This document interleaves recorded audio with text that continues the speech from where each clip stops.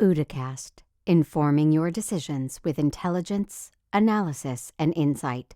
Brought to you by the team at OODAloop.com. Hello, I'm Bob Gorley, the Chief Technology Officer of OODA LLC. Today on the OODAcast, Lance Mortlock. Lance is a senior strategy partner with Ernst & Young. Lance is the author of the book Disaster Proof: Scenario Planning for Post-Pandemic Futures. Lance, welcome to the OODAcast. Thanks for having me, Bob.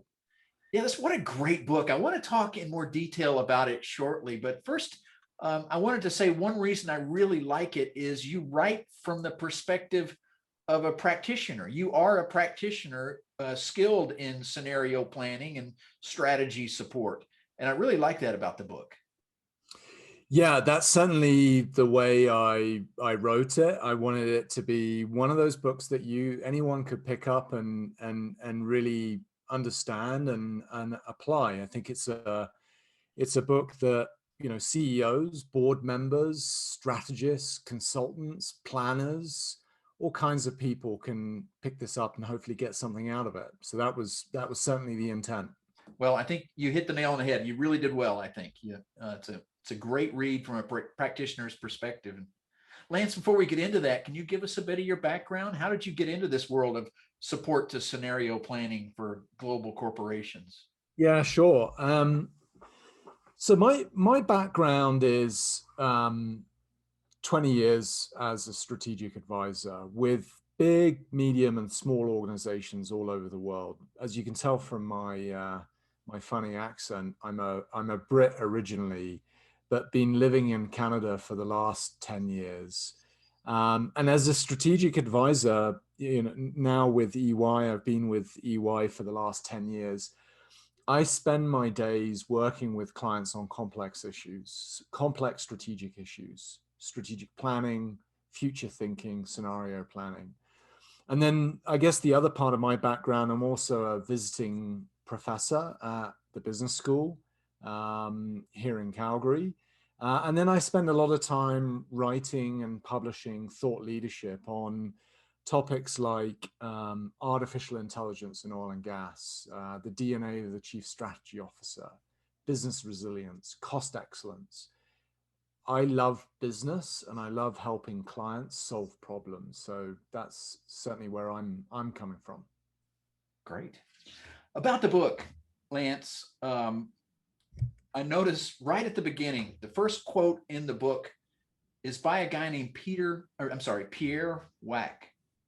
Who is Pierre Wack, and why did you choose to start your book by citing him? Yeah, there's a couple of reasons for that. So Pierre Wack used to be an executive at Shell, and he was one of the founding fathers of scenario planning at Shell. He has this sort of famous quote: "There are the known knowns, the known unknowns, and the unknown unknowns." And sort of thinking about the future in that perspective is really interesting. The other reason that I chose to kind of start with Pierre was I actually started my consulting career working with Shell in Europe in their integrated planning team. And so I, very early on in my career, had kind of firsthand opportunity to see the power of this kind of thinking in a large corporation. And that stayed with me over the last 20 years. All right. You know, in digging into Pierre Wack, I noticed that in his early days, his early career of support to strategy and scenario planning, he met with a famous DoD security planner named Herman Kahn, who helped the U.S. strategists figure out what to do in the nuclear age, as it was transforming all military strategy and requirements. And I thought that must have been such an interesting conversation between these two guys, because you have Herman Kahn at the Rand Corporation, who's thinking through how the nation has to change to move into an age of nuclear power, and Pierre Wack, who's in a major corporation who wants to figure out how to prepare his corporation for an age of uncertainty. And it must have just been a fascinating series of conversations. Oh yeah, and I think that's the beauty of future thinking and the use of scenarios is it's just so transferable across multiple disciplines. And, I talk about this in the book. There's examples from British Airways, Rolls-Royce, two great British companies. I have to say that, Bob, as a Brit. Yeah. But also other companies like the Port of Vancouver, Shell themselves. It's one of those tools that crosses industries and sectors, and albeit the uncertainties and the complexities are different in each sector. The types of management tools I think you can apply with success, there's a common thread there. Yeah, I have to agree. You mentioned a couple military organizations in your book too, and I thought that's neat. I have a military background myself, and of course we have our approach to strategic planning, and there's some analogies there. But it was good seeing that there are military and government organizations that are adopting your methods as well, because I think there's not enough of that, frankly. Yeah, I mean, one of the examples I talk about is the U.S. Coast Guard. Great organization, and they used future thinking and scenarios with a lot of success, and lots of other examples as well. I certainly have tried to kind of tackle the book and the concepts in the book to say, look, this is something that applies not only to private sector organizations, but government and public sector. Both types of organizations need to be thinking about the future in new and different ways, and they need to be thinking about it now. I think, as we come out of the pandemic and things begin to return to normal, now is a perfect time, Bob, to be thinking about the future and saying, yeah, the last year and a half was tough. Where to next? Where are we going? What are the uncertainties that are at play? And are we ready for, what the future might uncover? Yeah, and Lance, I think it would also be good if there is an executive anywhere who doesn't understand why this is important. What would you tell them? How do you convince them that scenario planning is important? For example, what do you say? Look, we've all just seen what can happen in a pandemic. The cynical executive may say, "Yeah, but now that's over." Is How do you convince someone that just because we all know about this crisis, there could be the unknown crisis coming in the future? Yeah, great question, Bob. There's a couple of things that I would say. One is talking about, the pandemic, as you mentioned.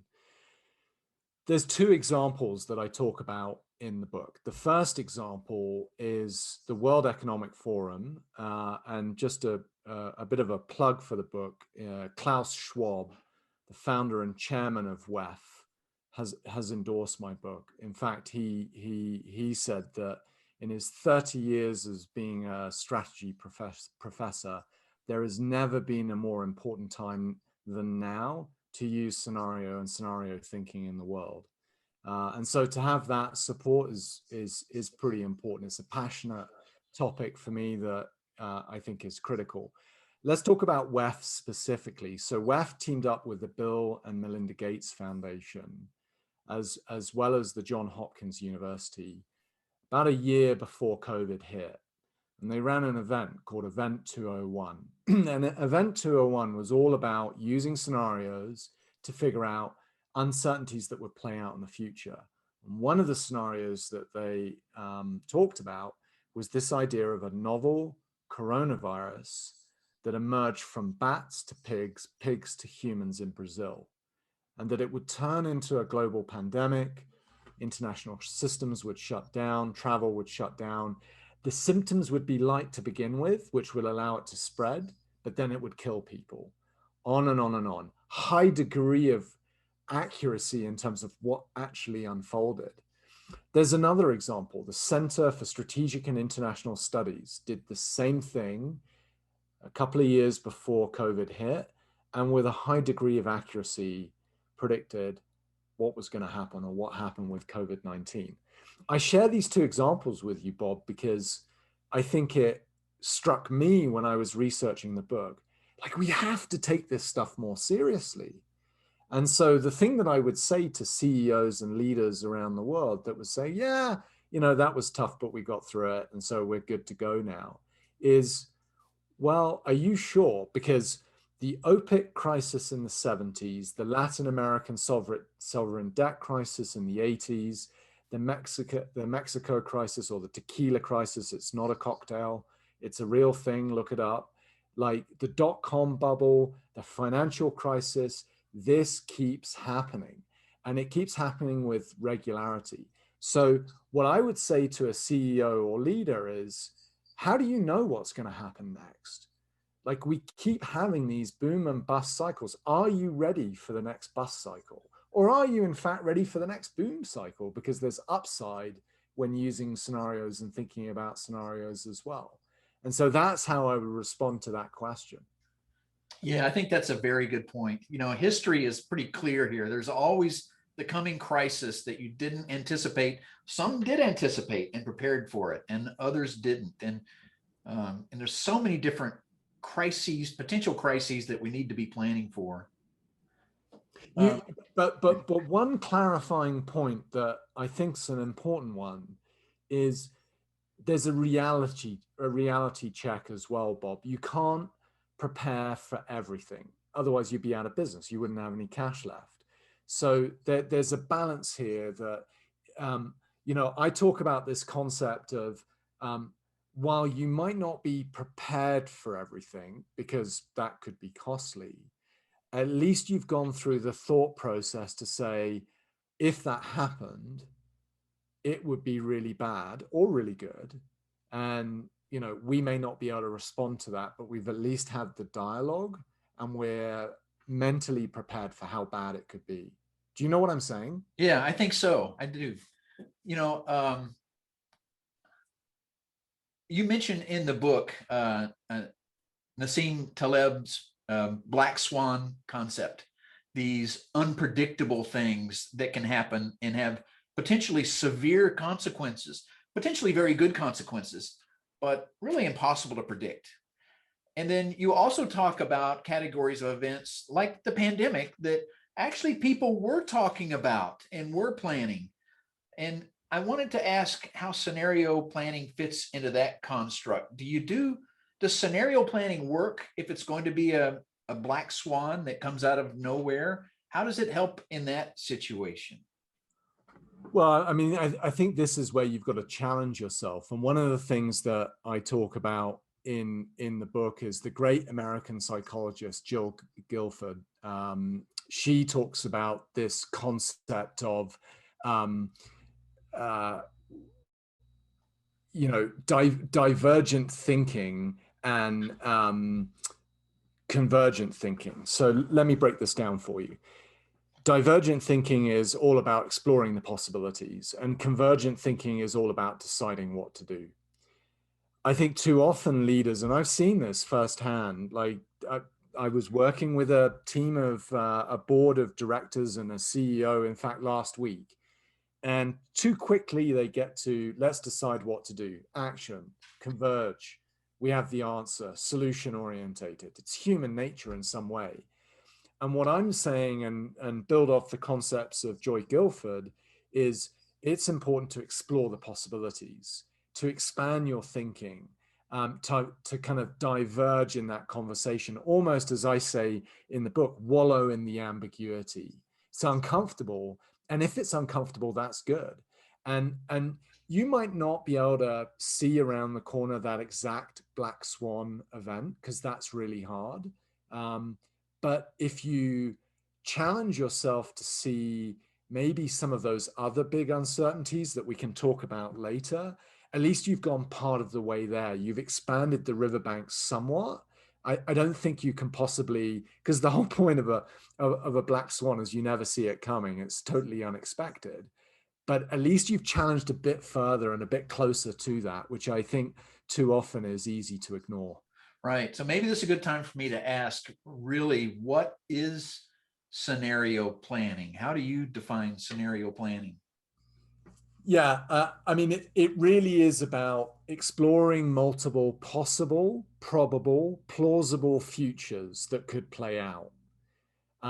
It is not forecasting. It's not predicting a future. It's saying, hey, there's a future A, there's a future B, and a future C. What could those be? And it helps organizations manage uncertainty. Rolls-Royce is a great example of, a luxury car manufacturer, 2015, they use scenario thinking to help them understand a highly complex and competitive car market, understand that uncertainty.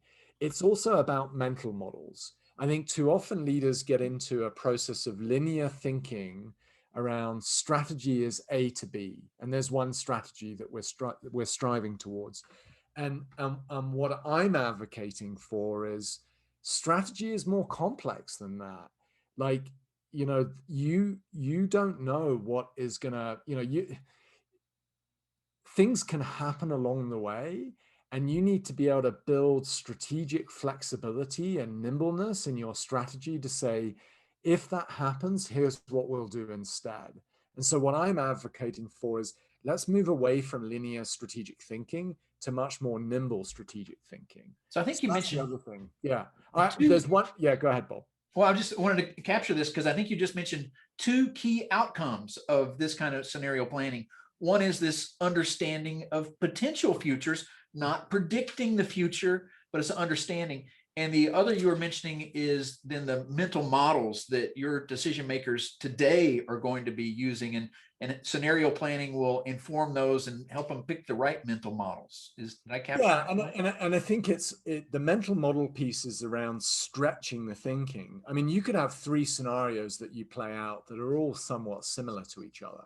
So, let's sort of say that, one scenario, electric vehicles is a good one because it's something that I know a little bit about, and I have done some future thinking on the adoption of electric vehicles. You could say, well, slow adoption for our company, if we're an EV company or an oil and gas company, is 5% over the next 20 years. Medium adoption is, 10%. Fast adoption is 15%. Is that really stretching the thinking? Those percentages are pretty close to each other. What I'm saying is, well, maybe the stretch thinking is we're not even driving electric vehicles. Maybe there's hydrogen vehicles, which completely disrupt not only internal combustion engines, but AVs as well. We move to hydrogen vehicles and we skip a step. It's that kind of mental model that we need to apply when using scenarios to think about different futures that can play out. Does that make sense? Yeah, it does. Yeah. And then the other thing that I wanted to mention, just going back to your question about what is scenario planning, I think is the storytelling piece. And I talk about this a little bit in the book. One of my favorite professors at Stanford, Professor Arca, she writes a great book called The Power of Story. And it's just such a compelling way in business of engaging people. And the powerful scenarios that I've seen, that I've developed with leadership teams, are those that tell a good story. In fact, some companies will create videos around different scenarios and say, and have featuring executives and employees saying, hey, here, if we're a power and utilities company, for example, here's a renewable focus future with, a high portfolio mix of renewables. And here's a traditional, say, hydrocarbon future and what that looks like. And they'll tell a very compelling narrative around that. And you want that because when you're using scenarios successfully in an organization, to me, one of the panaceas is you engage the workforce, the employees, in a journey to say, yeah, like, that's interesting. If that plays out, here's what it means. I understand it. I get it. And I also understand how we'll adapt strategically if that plays out. Great. Thanks for that. And thanks for mentioning the book, The Power of the Story. I'm going to look that up and download that myself. And we'll put a link to that in the show notes. It sounds like a really good one. But I did notice you mentioned several stories yourself in the book. I like that because you can see yourself in other organizations when you read a good story, the way you capture a use case, for example. So we talked about what scenario planning is, and we talked a bit about its expected outcomes. Your book describes in detail processes for that and methodologies. And I think what I would recommend to any company out there that wants to kick off a scenario planning kind of effort is buy the book and get it to people and use that as kind of the blueprint. But can you give us an insight, an overall description of your preferred process for scenario planning? Yeah, like, and as you said, there's a very accessible chapter in the book that outlines this in quite a bit of detail. And I think the other thing before I get into the kind of at a high level, the 6 steps, is you can scale this. Like, I've worked with mega corporations on future scenarios with businesses in multiple countries, Fortune 500 companies. And I've worked with non-for-profits with less than 10 people. And the point is you scale it up and down, the level of detail, the level of rigor changes. So that's the beauty of it. In terms of the process, there's 6 steps. And so let me walk you through those at a high level, okay, to give your listeners a sense. So step 1 is define the scope and identify the stakeholders that are going to be involved in the process. What problem are you trying to solve? Are you talking about macro scenarios like disease, climate change, hurricanes, those kind of things? Or are you talking about a very specific investment decision that you're trying to make? So that's step 1. Step 2 is explore the environment. So this is where you do some research. And that can be, Bob, like a lengthy process of primary and secondary research to a very cursory look, and you may even already have a lot of the data. So you're doing the research to uncover what's going on in your world for your business. Step 3, analyze the trends, the risks, and the uncertainties. So this is where you're trying to boil those environmental research items that you've gathered to say, what does it mean? What are the risks? What are the uncertainties? What are the key trends that we're seeing? What makes sense of what you've gathered? Step 4, this is where the rubber hits the road. You build the scenarios and the signposts. I would recommend 2 to 4. That's typical. In my experience, that's worked. More than that's too much to kind of conceive. Less than that, if you've got one scenario, that's forecasting, frankly. Lance, who builds those scenarios? Let's say a large organization. Yeah, I mean, in a large organization, you would have planners, strategic planners, strategists that would be part of your traditional corporate strategy group. They would do it. In a small organization, you would tap, maybe someone on the shoulder to multi-hat and do this, and easily done. I think if you're a smart, curious, analytical person, you can do it. Step 5, confirm the scenarios and stress test them. So this is where you say, okay, we've got scenario A, call it this highly renewable future, which is, carbon neutral, sustainable, ESG performance is great, to this, we are going to continue to use hydrocarbons for the next 50 years, and then maybe a scenario in between. And so now you've got these 3 scenarios. Step 5 is stress testing that to say, okay, well, here's our company strategy. What would we do in A, B, and C? What stays the same across and what differs in each of those scenarios? And that's the stress testing, which often executive and leadership teams don't do. They're like, yeah, we got the strategy. Let's go. We're ready to go. But this is the flexibility component that I'm talking about. And then the final step is monitoring. So now you're monitoring the signals to say, well, if a renewable process plays out, the signals that is going to play out, that renewable scenario would be, let's see, carbon tax, might be policy direction, might be consumer behaviors. So you start to build KPIs and metrics to monitor what's going on, to tell you that, hey, we're going down that path. So strategically, we better start using some of these levers that we planned. And that's the final step. So it's a 6-step process. It's iterative, and it's outlined very simply in my book with key questions, examples, activities, and so on. And Lance, another point you made, this scalability point, small to large organizations can leverage this. I'm also thinking there's variants of that for the individual who wants to think about major career choices. Maybe I wish I'd been thinking this way in my youth. Which college do I pursue, and what gives me options there, and what are my personal scenarios for the future, and where do I go? Do I join the military or not? And what are the scenarios there? And so there's definitely a personal career piece of this, right? Absolutely. Yeah. I think you can apply it from macro issues down to the individual. And in fact, there's a chapter in the book that talks about that. Right. So a couple other questions. I do have a background in military and intelligence, and we do a lot of planning there. And one of the things, a phrase I heard often and early in my military career was, it's not the plan, it's the planning. It is the, getting everybody together to create the plan is more important than having the document itself. Because when, no plan survives first contact with the enemy. And it's always just something you can deviate from. Is that consistent with your view to scenario planning?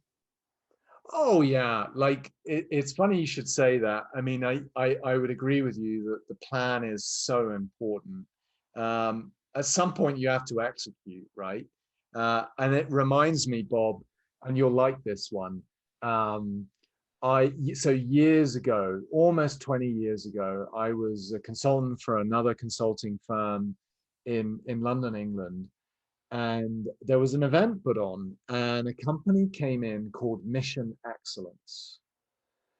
And if you've never heard of Mission Excellence, it's basically a bunch of ex-Air Force pilots. And what they talk about, and they've written a book, it's called Mission Excellence. And I carry this card around with me in my wallet, and I've carried it for 20 years. And on this card, it talks about plan, brief, execute, debrief. And that stuck with me throughout my career, like that simple concept. And they also talk about the power of debriefing and this learn model, and you can look it up online. And you reminded me of that, because I think while it's so important to plan and use scenarios, as I point out in my book, the briefing process is equally as important. Execution is clearly important, otherwise you're not going to get anywhere. And then debriefing, and this cycle of thinking through in that way, at a corporate level, at a team level, and at an individual level. Very important. Right. Makes total sense to me. We named our company as a homage to a decision model that has a similar approach. OODA stands for observe, orient, decide, and act. And those actions cause changes to the world, which means you have to keep that observe, orient, decide, act loop going. So, yeah, and you would know from your military background that, and I certainly took this away when these Air Force pilots, they were pilots from the US Air Force, the UK, Canadian, all over, and they formed this company. Is when you're in those split second decisions, when you're flying an F-16, at unbelievable speeds, the importance of planning and briefing is taken to a different level. And I think we can learn a lot from military certainly in business, and that's kind of stuck with me. So anyway, I thought you would like that one, Bob. Yeah, I absolutely do. And I want to ask a couple other questions. One, we're in this age of COVID, unfortunately, and it's having such an impact on us. You mentioned it in the title of your book. This is, it's not over yet. And there's going to be many second order effects that we haven't planned for. And I just wanted to ask your thoughts on COVID. What should companies be thinking about when it comes to the pandemic? Yeah, I mean, I think a couple of things. One, using scenarios to say, okay, if, let's say, a variant that we haven't even conceived yet, that is more deadly than, say, the Delta variant plays out, what would we do? That's one scenario. Another scenario is, hey, you look at what's going on in Israel, in the US, things are returning to normal pretty quickly. And so that, if you're a company either in those countries or in other countries, that's could be a sign of the future. And we need to be preparing for that. So what does that mean? Like in terms of return to work, flexible work arrangements. So I think you can apply these concepts that I talk about in disaster proof to play out these different scenarios to say, well, what would we do if we go into a fourth wave here and things shut down the way they have done before, and it potentially is more deadly? What does that mean for our company? And vice versa, the upside, because there's always upside. What would we do in that situation? I think now, Bob, is the right time to be having that dialogue as leadership teams in all kinds of corporations. Right. And I see your point. And also, since every corporation is different, those leadership teams need to ask those questions for their particular product and service and the geographies of their markets. Exactly. It doesn't matter whether you're an airline, a non-for-profit, a port, a utility company, the concepts still apply. Whatever business you're in, you have internal complexity that you're dealing with, and you have external forces that you're dealing with as well. And those forces, by the way, and I also talk about this in the book, are economic, political, technological, environmental, social, and legal. And I think if you think about those six force categories, pestle is the common term that's used. That's a good frame to sort of approach to say, okay, of the six, which and specifically what types of forces are we exposed to that are important to our company? Because if I'm an internet company, I care about certain things, and if I'm an automotive company, different things. All right, Lance. Every potential crisis situation I could think of fits into the categories of that framework that you laid out. But one you spent a good bit of time on is a technological one, artificial intelligence. It seems to me, just looking at your book, you think this is really a big one that companies ought to pay attention to. Yeah, so I would tackle that question from two perspectives. One, I think AI will transform how we do strategic processes in the future. Traditional operational processes have been using AI technologies in some way or format for some time. But now the emergence, and I talk through a few examples in the book, the emergence of AI for highly strategic processes is really taking hold. And so if I think about the famous saying from IBM is, we've created more data in the last 2 years than the rest of history combined. The challenge is, how do we process all this data? How do we make sense of it? How do we understand the risks, the uncertainties, the trends? AI can play a role using algorithms that you well know that can uncover some of those risks and those uncertainties from all that data that exists in the world. It's going to be very powerful, and I think it's going to be able to take strategic thinking and future thinking to another level, augmenting the power of humans in a collective intelligence way. So that's sort of the first part of how I would answer that question. The second part that I would say is AI in itself is a disruptor. And what I think about a lot is what will happen in the next 10 years as we march forward to potentially getting general intelligence and eventually super intelligence, and how quickly will that occur?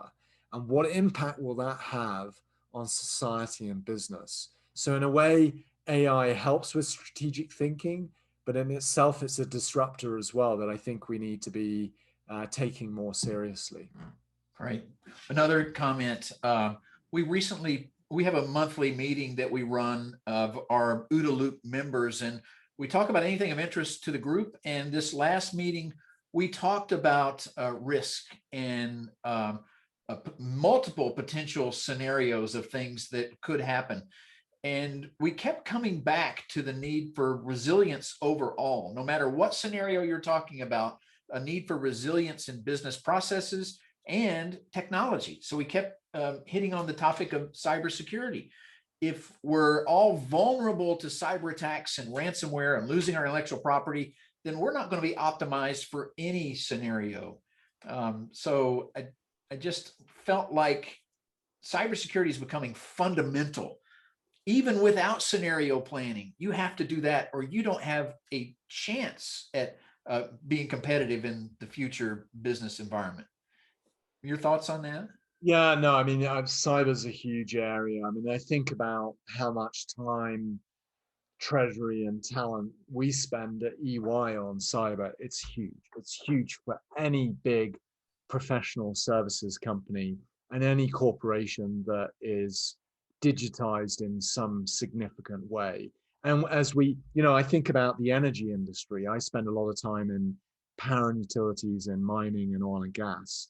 The amount of technology that's been invested in autonomous trucks in the mine, digital grids, robotics process automation, advanced analytics, IoT, augmented virtual reality technology, digital twins, on and on and on and on.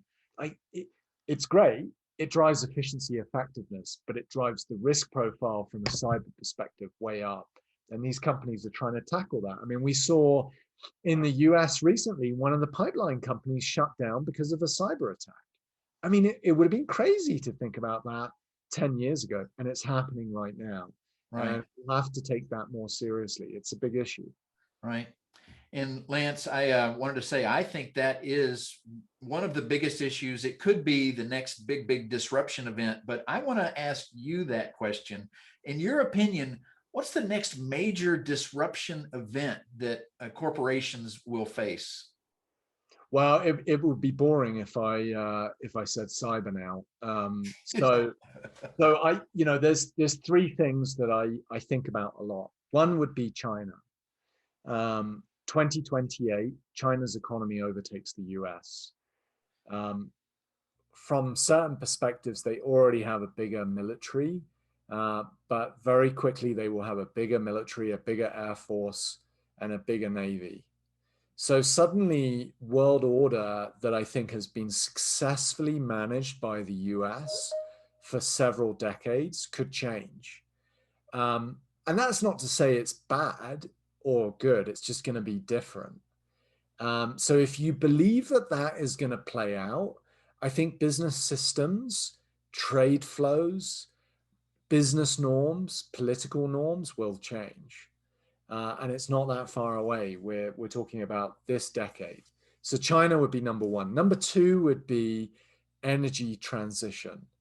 As a guy that spent a lot of time in the energy sector, I think there's a lot of momentum building around ESGs, sustainability, net zero, decarbonization, whatever you want to call it. And if we're really going to tackle that, like, if you read Bill Gates's book, the climate crisis, he talks about how you thought COVID was hard. Like, the climate is really hard to tackle. And if we're really going to tackle that, we have to fundamentally change human behaviors. What food we eat, cement, how much cement we use, the steel we use, where we get it from, how we consume energy, a fundamental change in society. And it's picking up momentum. And I think COP26 later this year in Glasgow will be a key signal for where we go in the future. And the third we've already mentioned, not cyber, but AI. I think that we are marching towards fundamental change with autonomous vehicles. As an example, close to home for you, Bob, in the US, 30% of the male population in the US is a driving population. They make their living driving trucks, taxis, Ubers, what have you. When you automate that and you take that workforce out, what they're going to do instead? Some talk about the gutting of the middle class. I think that is a source, depending on how quickly we get to, fully autonomous cars, general intelligence, super intelligence, a source of big disruption that I don't think we quite conceive yet what it will mean. So those would be my top three. Great. Thanks, Lance. That is awesome. And you've got my brain full on thinking about this stuff already. I also want to end by saying thank you very much for writing Disaster Proof. It's a great book that'll come in handy for any corporation anywhere to help them do scenario planning. So thanks. Yeah, it's been a pleasure. Thank you for having me. Thanks for listening to this OODA Loop production. For the latest analysis on cybersecurity, technology, and global risks, please visit www.oodaloop.com.